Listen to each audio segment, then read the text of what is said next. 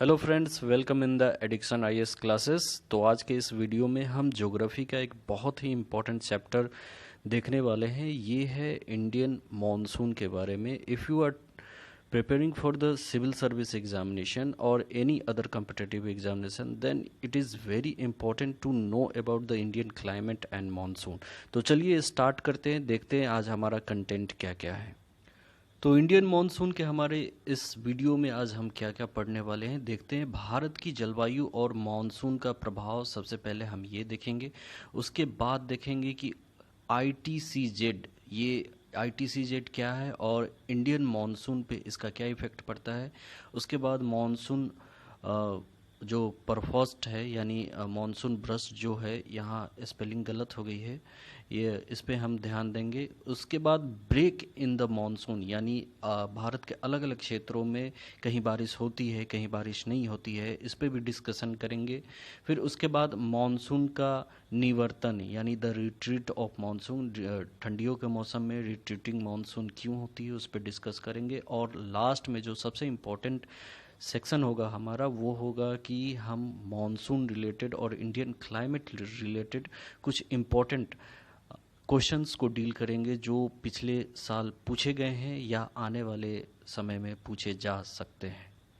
Indian monsoon पे discuss करने से पहले एक छोटा सा रिकैप हम थोड़ा इंडियन क्लाइमेट पे दे देते हैं, जलवायु पे दे देते हैं। जलवायु, जैसा कि आपको पता है कि किसी स्थान विशेष में एक लंबे समय तक रहने वाले मौसम की स्थिति को उस स्थान विशेष की जलवायु कहा जाता है। भारत देश की जलवायु उष्ण कटिबंधीय मानसूनी जलवायु है, यानी कि ट्रॉपिकल मानसूनल क्लाइमेट है इंडिया की। जैसा कि आप जानते हैं कि इंडिया का जो मॉनसून है वो बेसिकली दक्षिण भारत से ही शुरू होता है और 16 जून से लेकर 15 सितंबर तक का जो समय है वो मॉनसून का समय भारत में माना जाता है। भारत का मॉनसून बेसिकली दो फैक्टर से प्रभावित होता है। देश के उत्तर में स्थित हिमालय पर्वत और दक्षिण दिशा की ओर हिंद महासागर।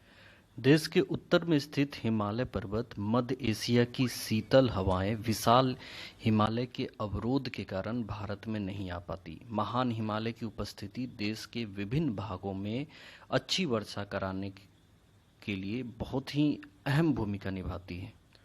दक्षिण दिशा की ओर हिंद महासागर भूमध्य रेखा को हिंद महासागर से निकटता के कारण भारत में उष्ण कटिबंधीय जलवायु की आर्द्र रूप में प्राप्त की जाती। गर्मी के महीने में स्थल और समुद्र का विभेदित ताप ही मानसून पवनों को महाद्वीप की ओर चलने के लिए मंच तैयार करता है। अप्रैल और मई के महीने में जब सूर्य कर्क रेखा पर लंबवत चमकता है तो हिंद महासागर के उत्तर में विशाल भूखंड पर अत्यधिक गर्मी बढ़ जाती है और इसका परिणाम यह होता है कि उपमहाद्वीप के उत्तर पश्चिम भाग पर जो एक गहन लो प्रेशर यानी लो एटमॉस्फेरिक प्रेशर का क्षेत्र विकसित हो जाता है, क्योंकि भूखंड के दक्षिण में हिंद महासागर अपेक्षाकृत धीरे धीरे गर्म होता है।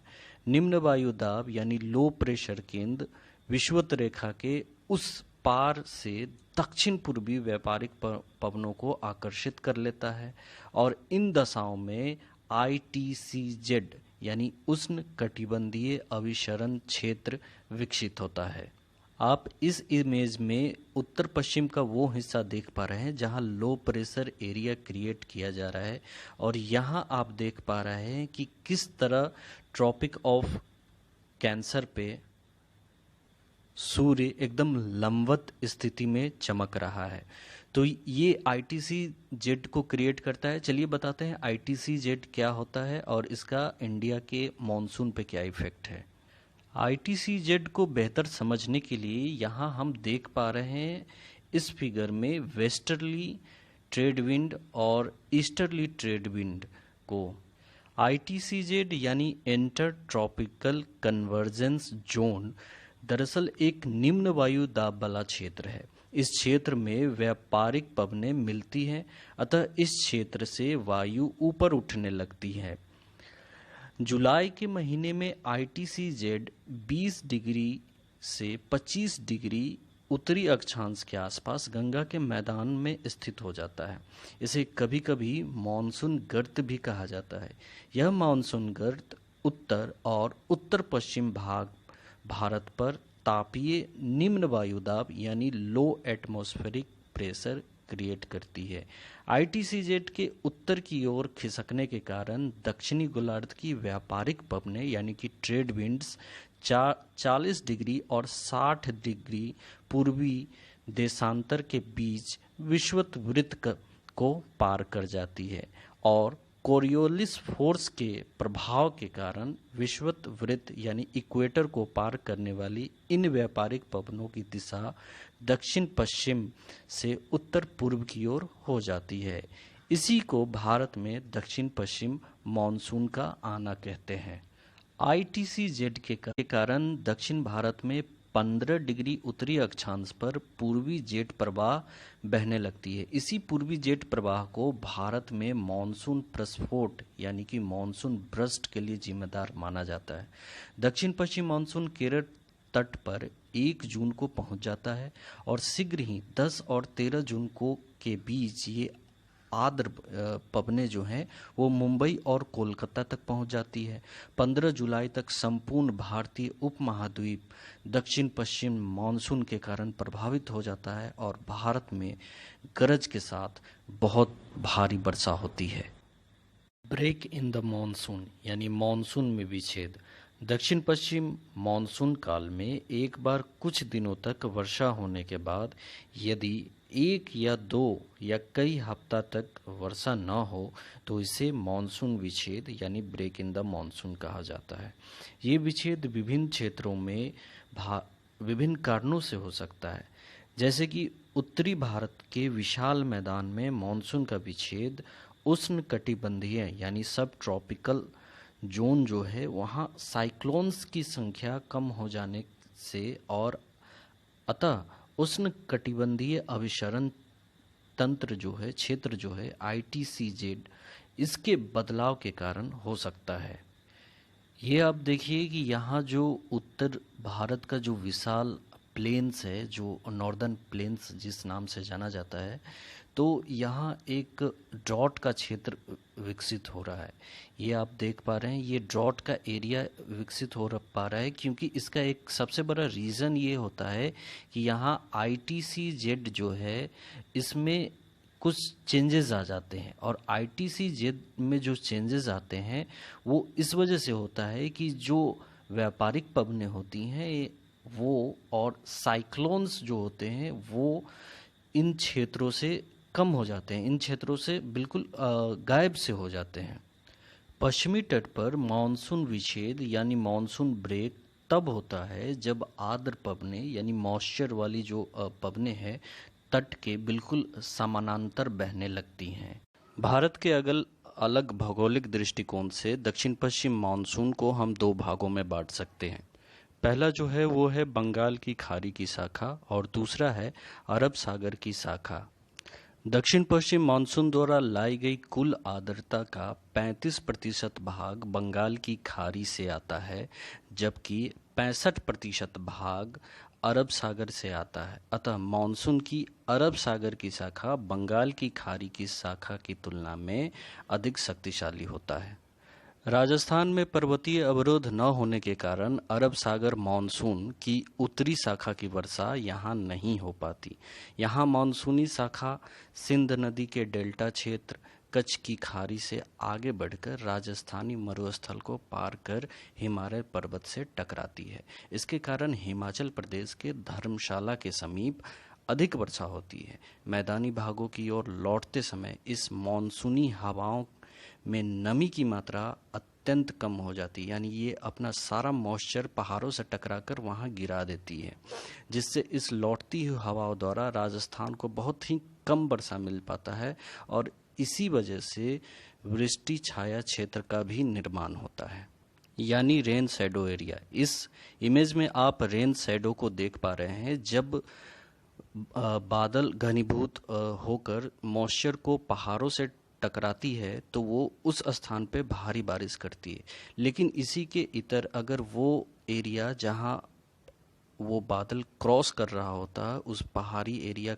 को क्रॉस करके ढलान की तरफ जा रहा होता है, तो उस एरिया में जो नमी है, वो मॉइस्चर है बादलों द्वारा, वो पूरी तरह मतलब शुष्क हो जाती है। इसलिए इस एरिया में खासकर बारिश नहीं हो पाती और ये रेन शैडो एरिया में बदल जाता है। ऐसा ही रेन शैडो एरिया तमिलनाडु में भी दक्षिण पश्चिम मानसून द्वारा काफ़ी कम बारिश होने के कारण तमिलनाडु में रेन शैडो एरिया क्रिएट हो जाता है। लेकिन हाँ, तमिलनाडु में ठंडी के मौसम में यानी शीत ऋतु में रिट्रीटिंग मानसून यानी वर्षा ऋतु जब लौट रही होती है, तब यहाँ उत्तर पश्चिम मानसून के वजह से कोरोमंडल तट की पहाड़ियों के टकराने के कारण यहाँ काफ़ी भारी वर्षा होती है, जिसे हम रिट्रीटिंग मानसून के नाम से जानते हैं, जो कि चावल की खेती के लिए बहुत उपयोगी है।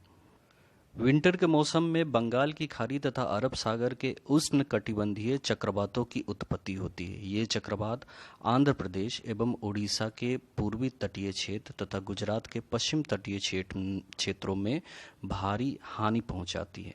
इन चक्रवातों से बांग्लादेश को काफ़ी क्षति पहुंचती है और ये चक्रवात पूर्वी तटों पर भारी वर्षा करती है। सितंबर माह के मध्य तक मानसूनी पवनें पंजाब तथा अन्य क्षेत्रों में वर्षा करती है। अक्टूबर माह के मध्य तक भारत और नवंबर के आरंभिक सप्ताहों में दक्षिण भारत तक मानसूनी पवनें वर्षा कराती हैं। भारतीय उपमहाद्वीप से मानसून की पूर्णतः विदाई नवंबर माह में हो जाती है। इसी काल को यानी शरद ऋतु जो नवंबर माह में हमारे भारत में शुरू होता है, इसी समय मानसून प्रत्यावर्तन का काल होता है, यानी इसे ही हम लौटता हुआ मानसून या रिट्रीटिंग मानसून के नाम से। तो आपने जाना कि गर्मी के मौसम में दक्षिण पश्चिम मानसून के वजह से भारत में बारिश होती है, जिसे मानसून ब्रस्ट के नाम से भी जाना जाता है, और यही मानसून का आगमन होता है भारत में। उसके अलावा जब रिट्रीटिंग मानसून होती है यानी मानसून जब लौटती है, तब तमिलनाडु के तटों पर वर्षा होती है और यह वर्षा उत्तर पूर्वी मानसून के कारण होती है, जो कि शीत ऋतु में जनवरी फरवरी महीने में होती है। अब अलग अलग जगहों पे अलग अलग होने वाले भारत में बारिशों का नाम दिया गया है, जो कि इस प्रकार है। ग्रीष्म ऋतु में अत्यंत आर्द्र व शुष्क हवाओं के मिलने से आंधी चलती है और वर्षा होती है। आम की फसल के लिए लाभप्रद होने के कारण इसे दक्षिण भारत में आमर वर्षा यानी मैंगो शावर कहा जाता है। वहीं पूर्वी भारत में इन हवाओं को नार्वेस्टर और पश्चिम बंगाल में काल वैसाखी और बिहार में भी इसे काल वैसाखी के नाम से जाना जाता है। कर्नाटक में चेरी फल की खेती के लिए ये वर्षा काफ़ी लाभदायक होती है, इसीलिए इसे चेरी ब्लॉसम भी कहा जाता है। और असम में इस वर्षा द्वारा चाय की फसल काफ़ी अच्छे तरह से फलती फूलती है, इसीलिए इसे टी सावर के नाम से जाना जाता है। यह वर्षा चाय, कॉफ़ी, जूट, चावल, आम आदि के लिए अत्यंत ही उपयोगी है और ये वर्षा प्री मानसून के नाम से भी जाना जाता है, यानी मानसून के आने से पूर्व एक मानसून की जो झलक होती है वो प्री मानसून होती है।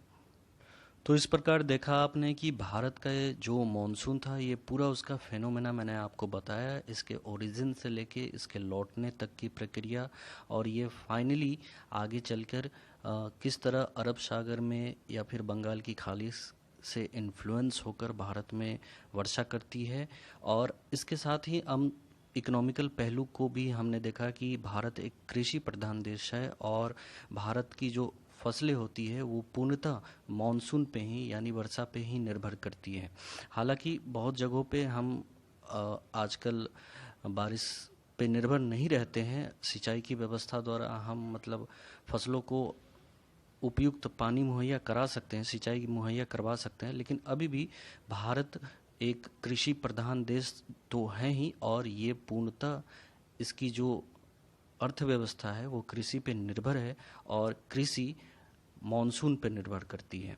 तो चलिए लास्ट में हम कुछ सवालों के जवाब देखते हैं और कुछ सवालों को डील करते हैं जो कि मानसून से रिलेटेड है। दोस्तों चलिए इंडियन क्लाइमेट और मानसून से रिलेटेड कुछ सवालों के जवाब देख लेते हैं, लेकिन याद रखिएगा मैं इन सवालों को जल्दी से डील कर रहा हूँ, आप चाहें तो पूरा समय ले सकते हैं और वीडियो को पॉज करके आराम से इसका जवाब दे सकते हैं। तो पहला सवाल है कि तमिलनाडु में शीतकालीन वर्षा का कारण क्या होता है।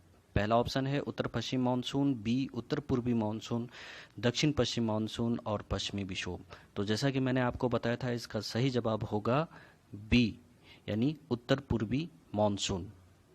चलिए अगले क्वेश्चन की तरफ चलते हैं। दिल्ली से अधिक वार्षिक तापांतर का कारण क्या है? अल्प वर्षा, पश्चिम, दक्षिण या उत्तर? इसका सही जवाब है डी यानी उत्तर। दिल्ली का उत्तर में होना इसके तापांतर यानी ताप में अंतर का प्रमुख कारण है। तीसरा सवाल, किस पहाड़ी प्रदेश में सर्वाधिक वर्षा होती है? जयंतिया, मिजो, गारो या खासी? तो आपको पता है कि इसका जवाब है डी यानी खासी। आपको पता है कि मौसिनराम में भारत में सर्वाधिक वर्षा पाई जाती है। भारत ही नहीं, पूरे विश्व में सर्वाधिक वर्षा मौसिनराम में होती है, जहां 1140 सेंटीमीटर तक बारिश होती है। भारत में सर्वाधिक विरलता निम्नलिखित में से कहाँ पाई जाती है? दक्षिण पूर्वी मानसून, दक्षिण पश्चिम मानसून, उत्तर पूर्वी मानसून या उत्तर पश्चिम मानसून? इसका सही जवाब है दक्षिण पश्चिम मानसून। भारत के कोरोमंडल तट पर सर्वाधिक वर्षा होती है जनवरी फरवरी में, जून सितंबर में, मार्च मई में या अक्टूबर नवंबर में? तो आपको पता है कि इसका सही जवाब है अक्टूबर और नवंबर में। तो इसी प्रकार बहुत सारे क्वेश्चंस हैं जो मैं आपको एक वीडियो में बताना मेरे लिए संभव नहीं है। अगर आप ऐसे ही क्वेश्चंस को सॉल्व करना चाहते हैं तो मुझे मैसेज ज़रूर करें मेरे कमेंट बॉक्स में जाकर, और मैं आपको सारे इस टाइप के जितने भी क्वेश्चंस रिलेटेड हैं इंडियन मानसून और क्लाइमेट सारे प्रोवाइड कर दूंगा। वीडियो देखने के लिए शुक्रिया। बने रहिए एडिक्शन आईएएस के साथ। दोस्तों, कमेंट करके ज़रूर बताइए कि आपको हमारे ये लेक्चर कैसा लगा। अगर आपको ये लेक्चर पसंद आता है तो हमारे चैनल को सब्सक्राइब कीजिए और इस बेल आइकन को प्रेस कीजिए ताकि हमारे लेटेस्ट वीडियो का नोटिफिकेशन आपको जल्द से जल्द मिल सके। अगर आप हमारे चैनल पर नए हैं तो एक बार हमारे चैनल को ज़रूर विजिट कीजिए। Thank you.